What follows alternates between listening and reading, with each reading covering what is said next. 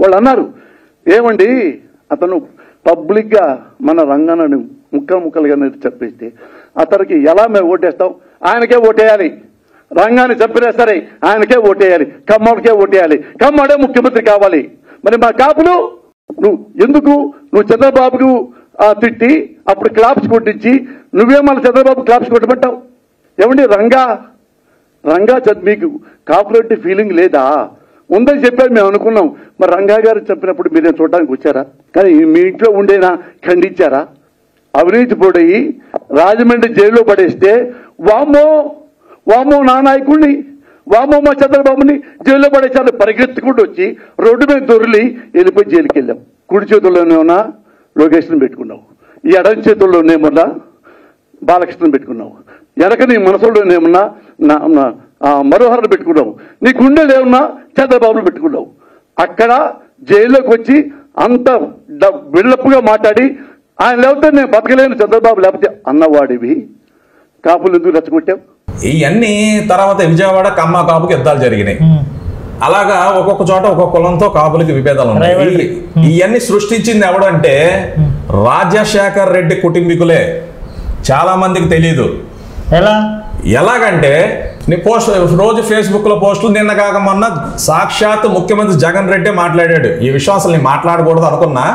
ఒక ముఖ్యమంత్రి అయ్యుండి రంగా గారిని చంపిన పార్టీలో నువ్వు ఏ విధంగా కాపులు తీసుకెళ్తావు అని అడిగాడు. రంగా గారు చనిపోయినప్పుడు 1988 సంవత్సరంలో టీడీపీ అధికారంలో ఉంది. అంటే ఆ రోజు రంగా గారు చనిపోతే టీడీపీ మీద ఈ రాజశేఖర రెడ్డి కుటుంబీకులు నింద వేశారు. ఓకేనా?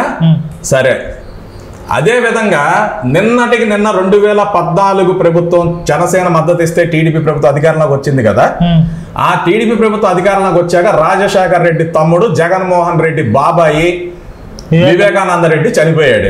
టీడీపీ పాలనలోనే చనిపోయాడు. ఎవరు చంపారని చెప్పారు వీళ్ళు? నారావారి రక్త చరిత్ర అని అడిగారు. ముందేమన్నారు? గుండెపోటు వచ్చేసింది, గొడ్డలతో నరుకొని చనిపోయాడు అన్నారు. తర్వాత గొడ్డల పోటు అన్నారు. సునీత గారు వచ్చిన తర్వాత పోస్ట్ మార్టం తీసిన తర్వాత ఇది హత్య అని తేలింది.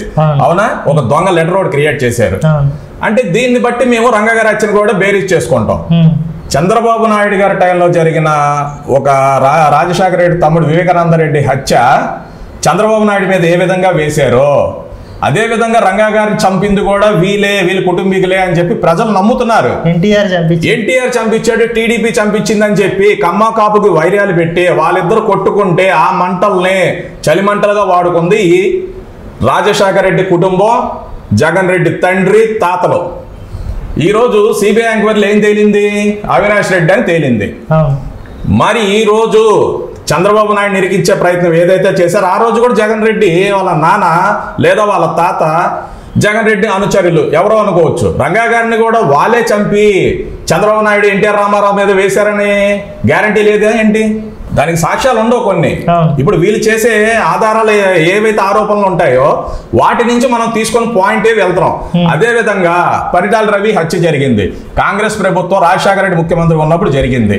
అంటే రాజశేఖర రెడ్డి చేయించాడా, జగన్ రెడ్డి చేయించాడా? దానికి వివరణ ఇవ్వాలి వీళ్ళు. ఏ గవర్నమెంట్ లో మర్డర్ జరిగితే దాన్ని ఆ గవర్నమెంట్ ఇన్వాల్వ్మెంట్ తో జరిగిందని ప్రజలను నమ్మించే ఈ జగన్ రెడ్డి పరిటాల రవి హత్య కూడా మా తండ్రి చేయించాడు లేకపోతే నేను చేయించాను అని చెప్పాలి.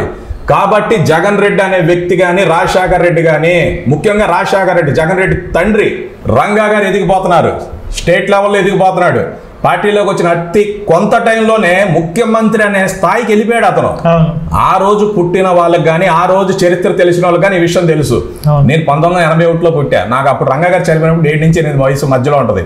కానీ నాకు అతని యాత్ర, అంతిమ యాత్రకి మా ఇంట్లో తీసుకెళ్తుంటే దారి పొడుగున ఒక్క షాపు కూడా ఆకారంలో లేదు, పగలు కొట్టేశారు, టైర్లు తగలబెట్టేశారు, రోడ్డు మొత్తం సోడా బొడ్లు.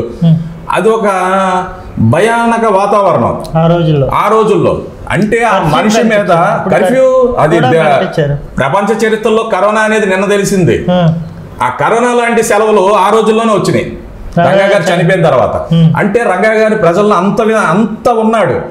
అందుకని ఏం చేశాడు ఈ రాజశేఖర రెడ్డి కానీ జగన్ రెడ్డి తండ్రి కానీ తాత కానీ, రంగా గారు అనే వ్యక్తి ఉంటే రంగా గారే సీఎం అవుతాడు, రాజశేఖర రెడ్డికి ఇంకా పార్టీలో ఎదుగుదల ఉండదు, పార్టీలో ఎవరన్నా నెంబర్ 1 అనేవాడు ఉన్నాడంటే రంగా గారే. రంగా గారిని అంతం చేసామనుకో ఈ రాజశేఖర రెడ్డి ముఖ్యమంత్రి అవుతాడు శాశ్వతంగా మేమే అని చెప్పి రాజశేఖర్ గారి ఆలోచన కలిగి ఉండొచ్చు ఏమో. ఓకే, రంగా గారు చనిపోయిన తర్వాత ఎన్నోసార్లు కాంగ్రెస్ ప్రభుత్వం అధికారంలోకి వచ్చింది. రంగా గారి చావుని వాడుకొని, అతని మరణాన్ని వాడుకొని ఈ రాజశేఖర రెడ్డి కాంగ్రెస్ కుటుంబాలు ముఖ్యమంత్రులు అయినాయి. ఆ కేసుని ఎందుకని సిబిఐకి అప్పచెప్పలా? ఆ కేసులో ఎవరెవరైతే అంతకులు ఉన్నారో వాళ్ళు ఎందుకు పట్టుకోలేకపోయారు? అంతకులు నిజంగా టీడీపీ వాళ్ళు అయితే ఈ పార్టీకి వీళ్ళు శిక్షలు వేసేవాళ్ళు కదా. అంటే ఇంటి దొంగలే అంతకులు అయినప్పుడు ఎవరు పట్టుకోరు కదా. మేము ఆ కోణంలో అనుకుంటున్నాం అంతేగాని కన్ఫర్మ్ అయితే చేసుకోవట్లా.